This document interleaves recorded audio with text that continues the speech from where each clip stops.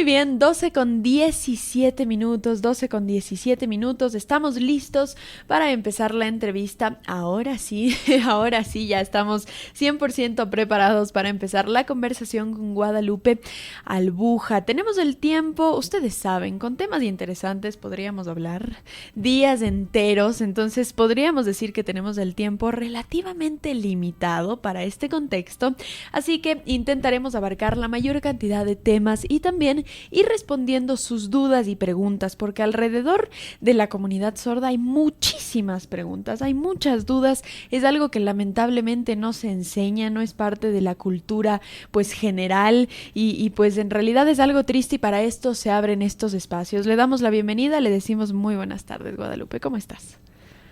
Muchísimas gracias, querida Amanda, por esta invitación, que siempre es un privilegio para mí poder compartir de lo que la vida me ha enseñado respecto a la comunidad de personas sordas, para que más gente pueda, sobre todo, comprender, entender y abrir un poco las mentes en el sentido de principalmente mirar a una persona sorda como persona. Uh-huh. Que esa ha sido siempre el pensamiento de la Federación Mundial de Sordos, ¿no? Uh-huh. Por eso ellos siempre ponen persona con P mayúscula junto a sorda con S mayúscula. Claro, esto es muy importante. Mira que hace poco, pues, igual estuve en un evento y normalmente utilizamos mal la expresión de un sordo, una sorda, y esto se lleva pues a distintos ámbitos como un autista, un ciego, y claro, no entendemos que pues la condición no hace a la persona, es una persona con autismo, es una persona pues sorda, es una persona ciega, pero no es un sordo, es una persona antes que su condición de salud o su condición, cualquier tipo de condición, ¿no? Nosotros no decimos un cáncer, decimos una persona con cáncer, claro, deberíamos empezar pues a tomarlo un poco por este lado. Cuéntanos un poco de tu vida profesional y también de cómo tienes este acercamiento a la comunidad de personas sordas. Gracias por esta pregunta, siempre es algo que vuelve a mis inicios profesionales. Uh-huh. Y siempre me hace pensar en que no me equivoqué. Yo cuando tenía 18 años más o menos, uh-huh, asistí al programa de alfabetización que en el año 1982 empezaba. Uh-huh. ¿No? Con el gobierno del doctor Roldós, okay. Jaime Roldós. Entonces, en mi colegio se dio esa oportunidad de hacer la tesis o hacer el trabajo de alfabetización y nos movimos para aquello. Y nos encontramos con la Asociación de Sordos de aquel entonces, que tenía el nombre de Sociedad de Sordos Adultos Fray Luis Ponce de León. Entonces, okay, ahí fue donde realmente incursionamos con esto de la lengua de señas, del trabajo. Estaba siendo como implícito. Ayúdame acercándote un gotito. Gracias. Estaba siendo implícito el trabajo formativo en mí desde la práctica pura, uh-huh, para la interpretación. Okay. Entonces, lo que nos enseñaban era el alfabeto, nos enseñaban palabras, familias de palabras. Uh-huh. No teníamos un diccionario, no teníamos un folleto, no teníamos un video, uh-huh, pero lo que sí teníamos eran las claves con las cuales hacer la seña. Entonces, okay, eso ameritaba de realmente activar mucho la memoria visual, uh-huh, ¿no? Claro que sí. Y luego empatar con la lógica gramatical. Entonces, es así como me forman, yo iba a colaborar en el trabajo de un poco del apoyo por material didáctico para, uh-huh, las clases que dictaban los profesores sordos a las personas sordas. Okay. Y luego esto pues nos llevó al aprendizaje y la gramática fue construyéndose y corrigiéndose en el trayecto en el trayecto de la comunicación, uh-huh, con las personas sordas. Luego,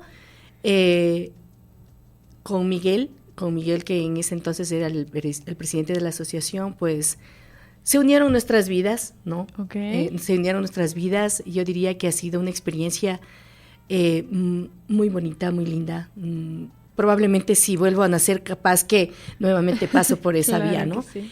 Y hemos estado juntos trabajando en beneficio de la comunidad de personas sordas, pero siempre considerando la imagen de la persona sorda, en este caso Miguel, como la protagonista. Ujú. Entonces yo estaba siempre como la ayuda idónea, ¿no? La que está ahí haciendo la parte escrita, tal vez, de lectura de la parte legal, sobre todo para que estemos alineados a aquello. Y Miguel siendo un motivador siempre y preocupado por la comunidad. Entonces, mi profesión luego, digamos, esta ha sido mi primera, ¿no?, profesión desde el empirismo, y se completó luego con una formación desde la psicología y también desde la pedagogía. Muy bien. Entonces, todas estas juntas me han ayudado mucho para hacer un trabajo más efectivo con respecto a las personas sordas. Claro, en realidad pues entendemos que son muchos años de experiencia, que si bien en ese entonces no conozco muy bien cómo funcionaba el contexto, pero me imagino que no había la oportunidad de estudiar como carrera pues la interpretación de lengua de señas, aún así se hace el esfuerzo para acercarse más a la comunidad, a pesar de no tener el material didáctico suficiente, y ahora pues después de 30 años de experiencia, que me parece que es más o menos lo que tú tienes, pues crear este material didáctico para que las siguientes generaciones tengan el camino un poquito más claro, un poco mejor trazado, podríamos decir, ¿no? Y que no pues sufran este desconocimiento, esta ignorancia que a lo mejor hace 30 años existían por falta de educación en este ámbito.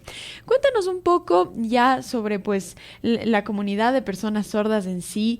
¿Por qué tienen toda pues una cultura alrededor de las personas sordas? Porque no solamente pues son personas tal cual como las personas oyentes, sino tienen toda una cultura alrededor de ello. ¿Por qué se hace esta pues diferencia entre las personas sordas y las personas oyentes?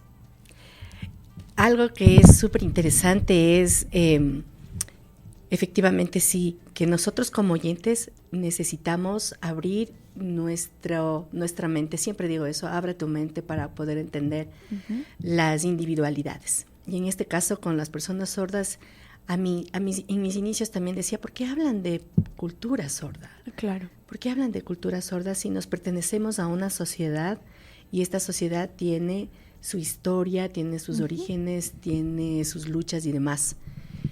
Entonces, a lo largo de las investigaciones que se han hecho, pues, nos damos cuenta de que efectivamente sí, la comunidad de personas sordas se pertenece a una macrosociedad, que es la ecuatoriana. Claro. O es la sociedad colombiana, francesa, inglesa, española, venezolana, etcétera, etcétera. En todos los países hay personas sordas. Exactamente. Entonces, en lo primero que nos encontramos y que nos sorprende es que las personas sordas, como grupo humano, han estado siempre en una lucha respecto de su comunicación. Claro. Recordemos que la sordera es una discapacidad invisible. Te das cuenta únicamente cuando se establece una comunicación con la persona. De hecho, por ejemplo, pasa una persona sorda que no se le ve, no hay un letrero que diga, soy sordo. Claro. Entonces, alguien le saluda o le hace un comentario y la persona sorda, por supuesto, no responde. No responde. Entonces, lo primero que la persona oyente piensa es, qué mal educado esta persona, este señor o esta chica, qué mal educada. Pero nunca pensamos en que posiblemente es una persona con una deficiencia auditiva.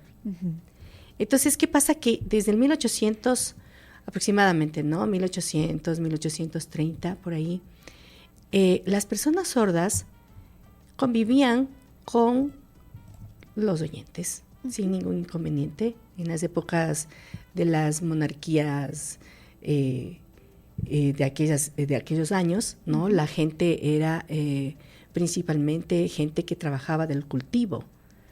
Entonces, había una relación no tan diferente como la de ahora.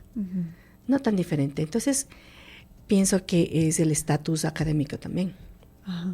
Y luego, ¿qué pasa? Que en el 1830 hay un congreso, ¿no?, en Milán, en donde se convoca a los educadores de sordos, con lo cual se entendería que ya habían gente, niños sordos, estudiando. Porque si se hace un congreso de esa naturaleza tan grande, asistieron todos los países de Europa, en el cual se consideró que la educación de las personas sordas deben omitir la lengua de señas. Porque impedían que el individuo sordo pueda entrar al cielo porque no alababa a Dios con su voz.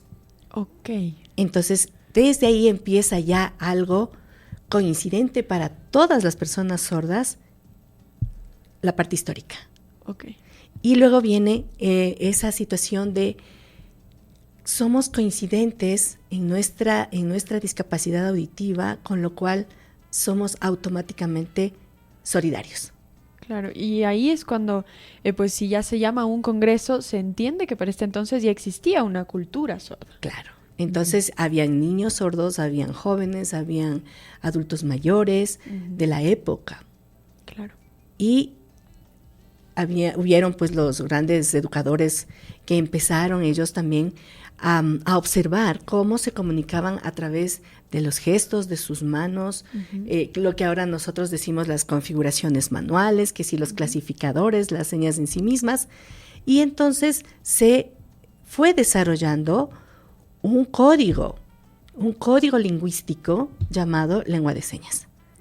Y se fue, a pesar de que lo quisieron anular, lo quisieron matar, digo yo, ¿no?, a la lengua de señas, no se pudo porque es una lengua natural. Es una lengua natural. Es más, nosotros mismos tenemos con nuestro cuerpo el recurso natural que expresa, ¿no? Cuando estamos enojados, cuando estamos tristes, cuando decimos apúrate, cuando decimos levántate, usamos nuestras manos, nuestro cuerpo, y es el único que nos dice la verdad. Entonces, este instrumento fue más afinado por las personas sordas y obviamente hubo los acuerdos lingüísticos que se fueron manifestando de generación en generación, a pesar de la guerra, ¿no?, que hace más o menos unos 50, 40 años atrás se decía el oralismo versus el manualismo, ¿no?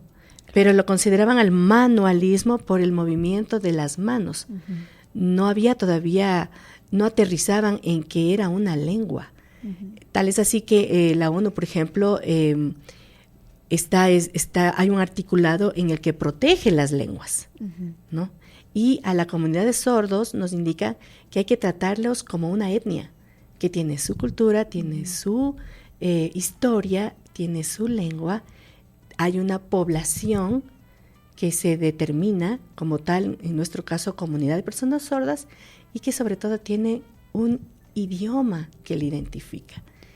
Ahora, ¿es necesario ser una persona sorda para formar parte de la cultura sorda?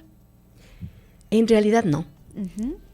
La comunidad de personas sordas se ha abierto a que definitivamente la persona sorda es el protagonista, ¿no?, de su vida, pero necesita como todos nosotros, necesito estudiar, pues me proveen un maestro. Estoy enfermo, necesito que me curen, me proveen un médico. La misma forma es con la comunidad de personas sordas. Pero, ¿qué es lo que pasa? Algo muy interesante es que a los oyentes que incursionamos en la comunidad de personas sorda, nos convertimos en una minoría dentro de ellos, ¿no? Pasamos a ser una minoría de la minoría. ¿Y existe discriminación a esta minoría? Sí. Yo diría que sí, pero no de una manera tan fuerte como la macrocomunidad oyente hacia las discapacidades, sí. Entonces, hay una discriminación, sí, por el desconocimiento, porque también les acompaña, ¿no? En este caso a ellos, les acompaña el hecho de que la mayor cantidad de personas oyentes ha sido displicente para con ellos. Entonces, quienes estamos dentro de la comunidad sorda somos los oyentes aliados. No somos los protagonistas ni somos quienes tenemos que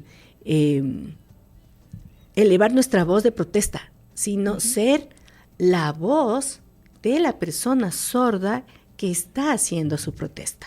Esto se puede comparar a otros ámbitos de minorías, que tal Correcto. cual como lo explicas, podríamos decir lo mismo, por ejemplo, con las personas que son hombres hacia la comunidad feminista y demás. Claro, es más o menos una comparación similar. Es muy curioso porque hasta cierto punto es comprensible también este resentimiento, porque durante años ha habido mucha discriminación por parte de las personas oyentes a las personas sordas. Entonces, puede ser hasta cierto punto hasta comprensible, como digo, entender que dentro de la comunidad de personas sordas exista un poco de resentimiento hacia las personas oyentes, porque uno genera hasta cierto punto esta actitud de a la defensiva con aquellas cosas que en algún punto pues le han hecho daño. Está en nuestra memoria subconsciente pues que generamos esta actitud.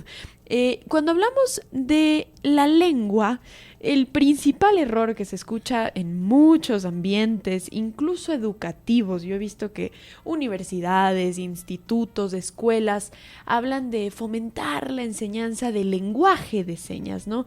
Y aquí existe un poco este debate para quienes hemos tenido cierto acercamiento con la comunidad de personas sordas, que hemos escuchado que siempre se habla pues de lengua de señas, con sus maestros, con pues los oyentes aliados, siempre se habla de lengua de señas y no de lenguaje.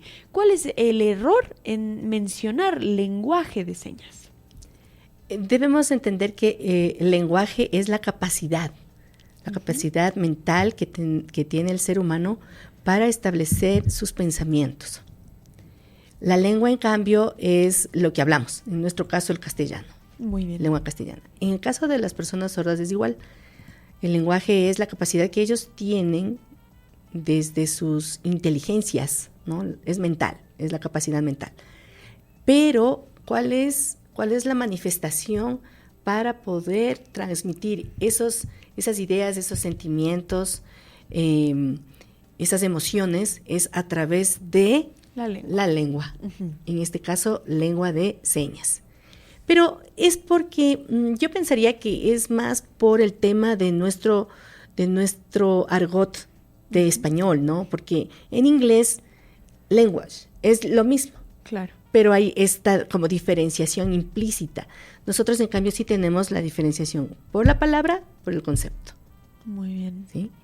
Ahora, algo que es súper interesante es que las personas sordas, cuando hablamos un poquito de la discriminación, ¿no? Si bien es cierto, les acompaña toda esta situación histórica, no es menos cierto que las personas sordas, imagínate que a pesar de tener ese limitante, uh-huh. ¿no? Porque es un limitante.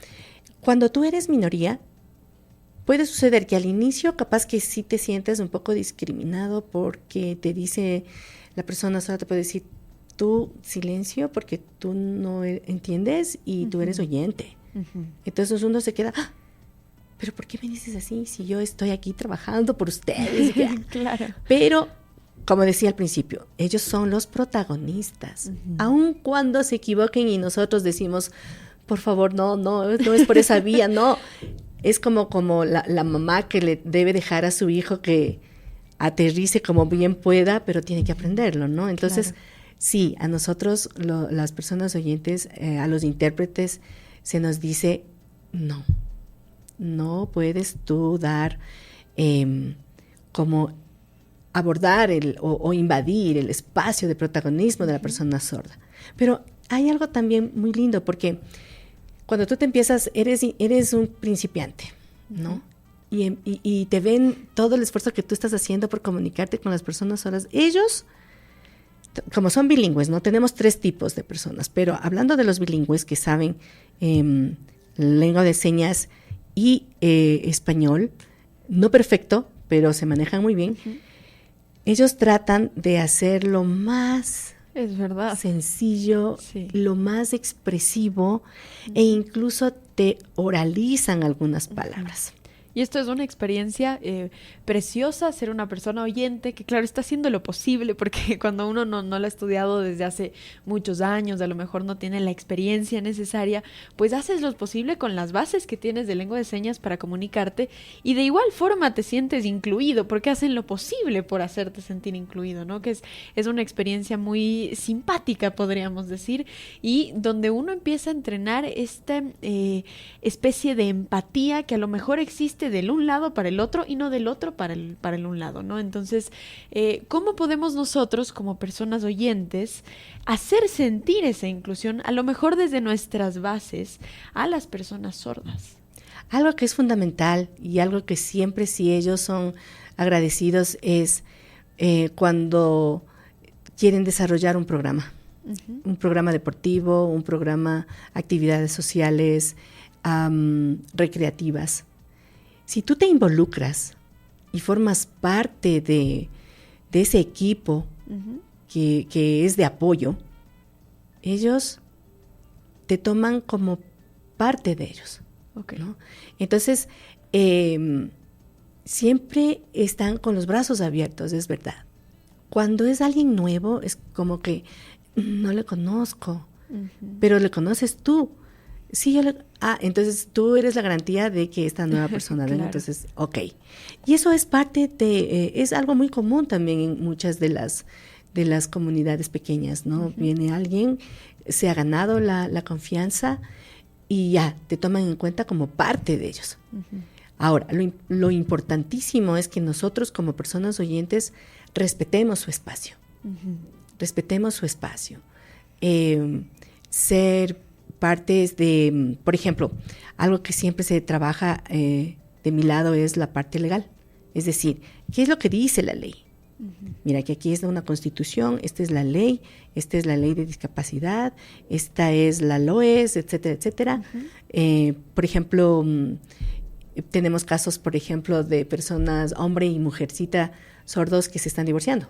Claro que sí. Entonces ahí decimos, miren, la ley dice tal cosa, esto dice la ley, esto es lo que dice, no se la interpreta, se la obedece. Claro que sí. Entonces, tú tienes la responsabilidad de acuerdo a lo que nos dicta la ley.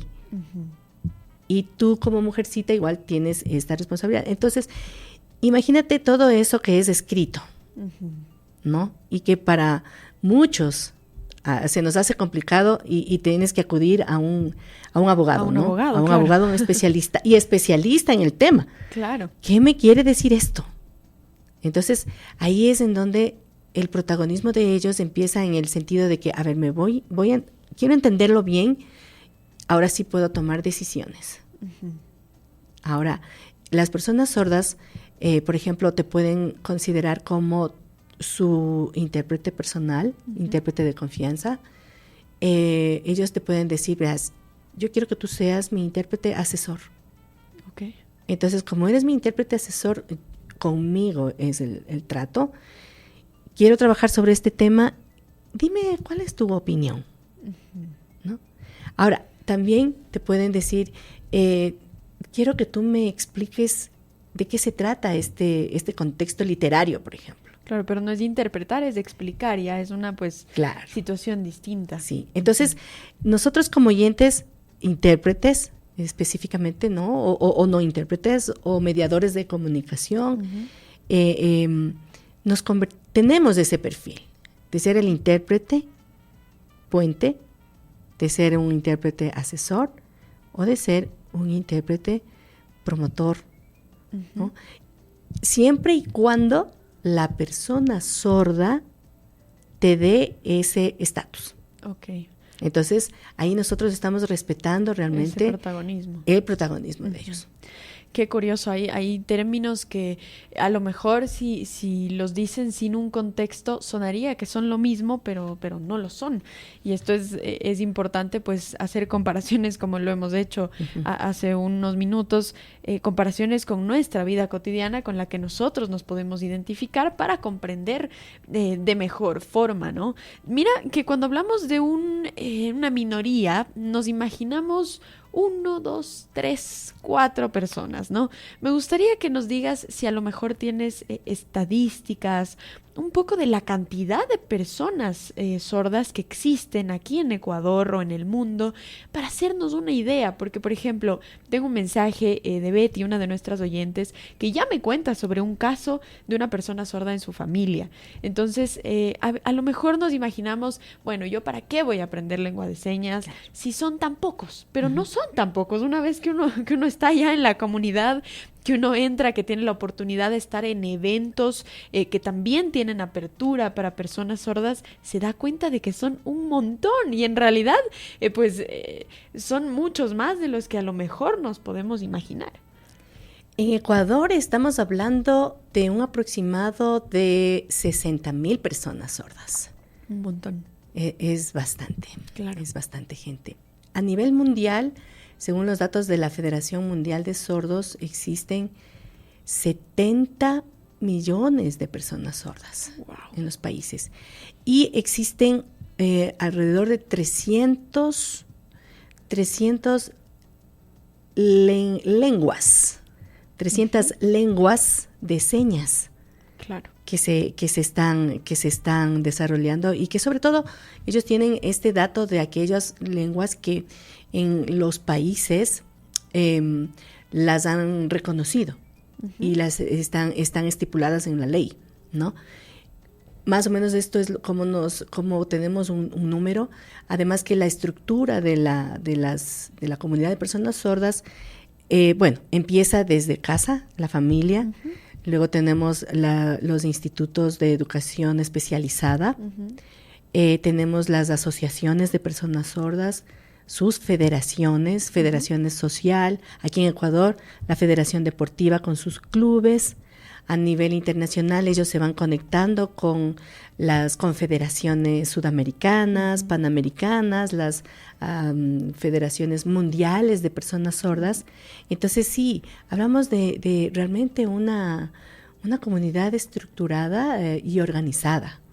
Claro que sí, me imagino que pues esto va parte de explicar también su cultura, porque tal cual como las culturas pues tienen una organización como muchas otras, ¿no? Que tienen líderes, que tienen en este caso federaciones, grupos, fundaciones que se encargan específicamente a esta comunidad. ¿Es posible como persona sorda vivir una vida, podríamos decir, que se desenvuelva de forma igual de fluida como una persona oyente? ¿Es eso posible? ¿O aún existen trabas por parte de universidades, de escuelas? He tenido experiencia cercana a aeropuertos, restaurantes que a lo mejor no brindan una atención pues 100% adecuada, y esto causa que la manera en la que fluye su vida sea un poco más atropellada o con muchos más limitantes que las personas oyentes. El ideal sería que una persona sorda, niño, joven, adolescente, adulto mayor, pueda tener esa, diría, inclusive como que no se dé cuenta de que existe un problema. Claro que eso sí. Sería lo maravilloso. Que debería ser lo maravilloso, ¿no? Claro que sí. ¿Y es posible? Sí, porque hay un modelo de unas islas en la que hay familias de donde tienen personas sordas y la isla, el pueblo, aprendió lengua de señas. Claro, y se comunican así. O sea, es posible.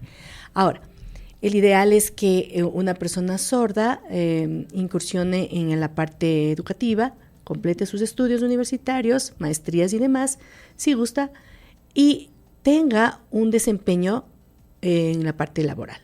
Es lo que todo el mundo queremos. Es como que la fórmula más efectiva para poder desarrollarse y tener una vida autónoma ya con el ejercicio del trabajo.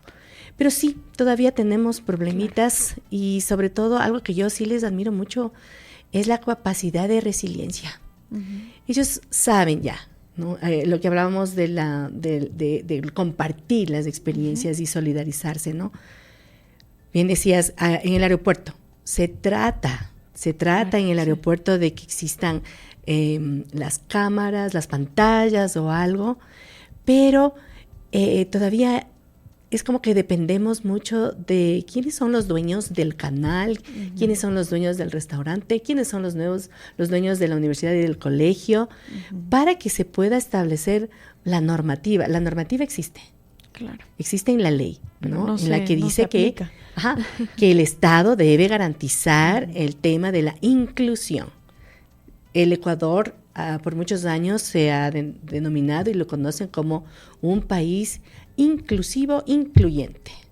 Pero el tema es, ¿cómo tú estás entendiendo el término de inclusivo o de incluyente? ¿Es que acaso es una rampa para una persona con silla de ruedas y que no solamente le beneficia a él, sino a una mamá que va con el coche del bebé, claro sí, o a una persona adulta mayor que puede caminar pero con dificultad y necesita de su silla, o una persona que está enferma y necesita una silla de ruedas? ¿Es que acaso tener la rampa por sí misma es incluir, es inclusión? Pero si me ponen una rampa de... Claro. Que existe, ¿no? Claro, de sí, 45, totalmente. 50 grados. ¿Te puedes imaginar? Claro. La persona que lo está empujando se va a caer con todo y persona usuaria, ¿no es cierto? Y eso no te das cuenta hasta que en realidad has tenido una experiencia con la silla de ruedas, por ejemplo, Sí, claro. que yo he movilizado a una persona en silla de ruedas y a veces uno ve unas rampas que apenas las ves, ni siquiera intentas y dices, por ahí es imposible, no puedo. Claro. La rampa está, pero no me ayuda en nada. Claro. Es perjudicial porque Claro. te puede, ya no van a ser dos, no va a ser uno, sino vamos a ser dos los accidentados Claro. ahí. Y lo mismo sucede, por ejemplo, en el caso de las noticias, con mucho respeto para la gente que tiene el tema de los noticieros televisivos, pero yo les invitaría a que ellos escuchen la noticia, ¿no?, en la radio, pero con una banda, la banda municipal al lado. O sea, Claro. y que me digan qué entendió de la noticia. Es más o menos, es ponerles en una circunstancia real, ¿no? Porque Claro qué bueno que exista la noticia en pantalla. Pero tenemos al intérprete de 1 centímetro por 1 centímetro en la esquina de la imagínate, pantalla. hemos visto pantallas hermosas con fondos azules maravillosos y todito lo que presentan en la pantalla, ¿no? Claro. El periodista, el presentador, uh-huh, gracias, o el icono y todo, y hay un montón de espacio vacío, claro y que el sí. intérprete está ahí abajo, chiquito. Y no se le ve. No se le ve, ¿no? Entonces, eso realmente nos muestra que es como que tenemos quizás una intención, pero obligada al tema de la inclusión, pero no vemos desde la perspectiva y desde el ojo de la persona con la discapacidad auditiva, física, claro, lo que sea, ¿no? Muchas veces lo hacemos ya por ley, ¿no? Como para que Sí, no me multen, entonces, o uno lo entiende de esa forma, porque incluso en ocasiones se ve que no han tenido ni un mínimo de asesoramiento de parte de una persona que forma parte de la comunidad, que les explique, pero que apenas ve la pantalla les va a decir, está muy pequeño.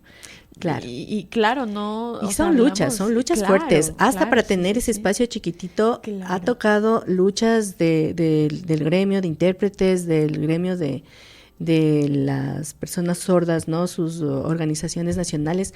Una lucha para lograr tener ese espacio chiquito. Pero yo sí quiero mantenerme en mi protesta. Sí, es que hay que seguir hasta que realmente, pues, como dices, la persona sorda no note que hay un problema, porque Claro. así debería ser, ¿no? Y nosotros como personas oyentes deberíamos poder dar esa apertura para que la persona sorda no note que hay un problema. Realmente, pues, son temas que hay que seguir enseñando.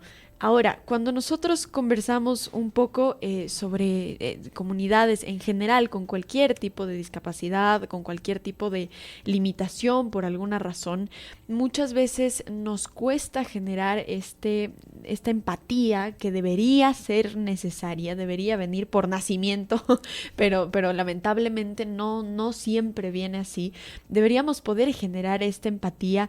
¿En qué instituciones académicas podemos nosotros aprender lengua de señas? Porque existen muy pocas, para la cantidad de personas sordas realmente son muy pocas, y como persona oyente que yo pueda ir y a lo mejor hacer un curso, hacer una tecnología, hacer ya como carrera profesional, no solo por ser intérprete, sino por aprender y poder dar apertura a personas sordas a ambientes públicos, ambientes de convivencia que normalmente pues deberían poder acceder.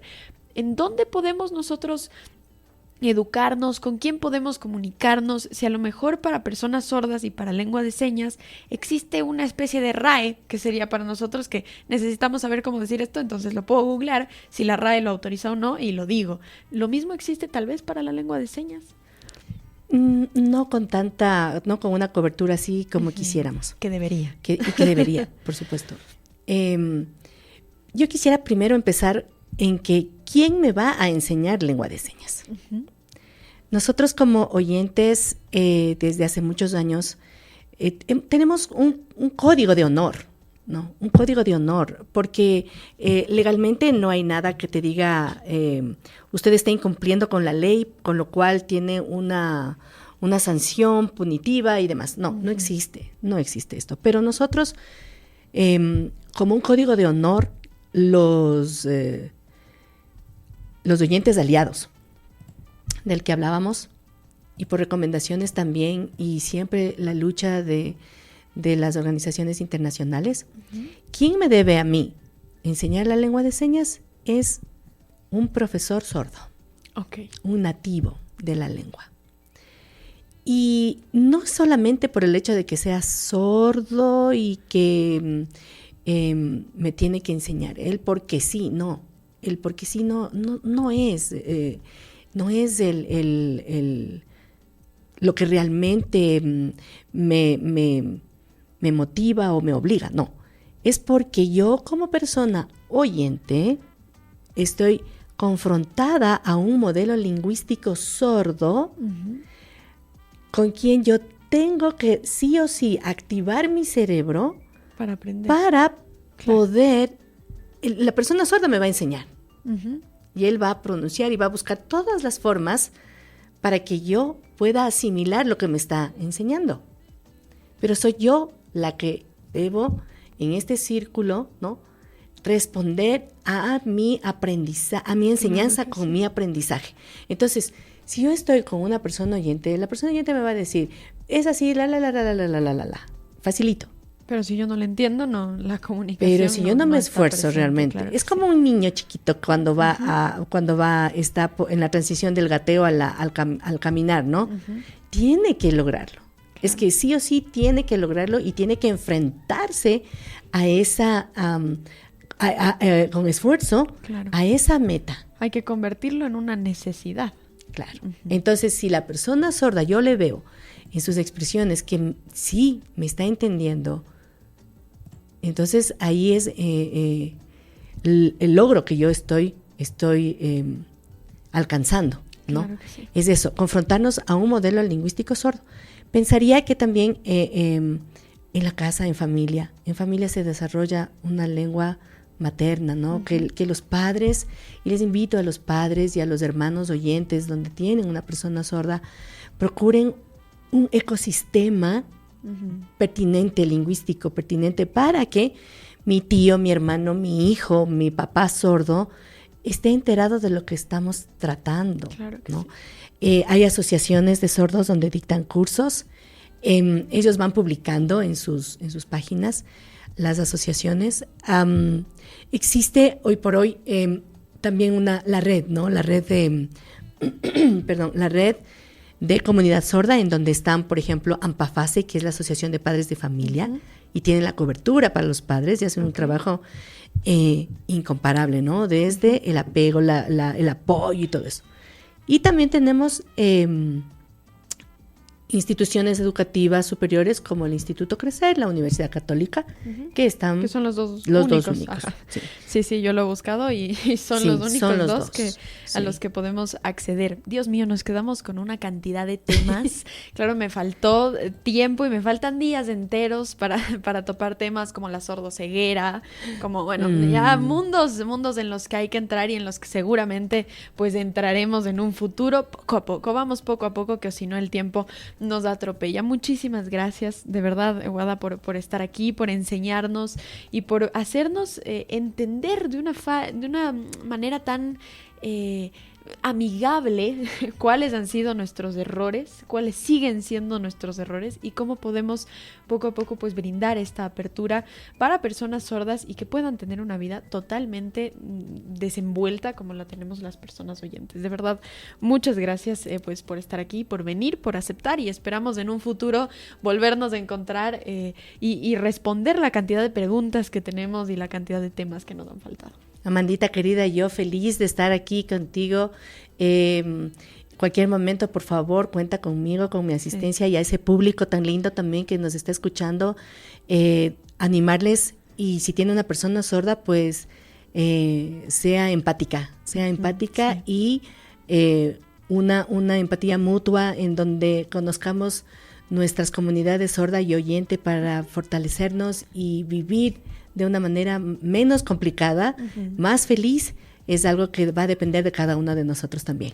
Así es, realmente, pues no sé si recuerdan ustedes, nuestros queridos oyentes, hace unos días hablamos de la empatía, de la importancia de ser empático y de entender que no es como si nos pasara a nosotros, sino es como si le pasara a la otra persona, porque la otra persona tiene condiciones distintas a las nuestras. Muchísimas gracias por estar aquí a ustedes.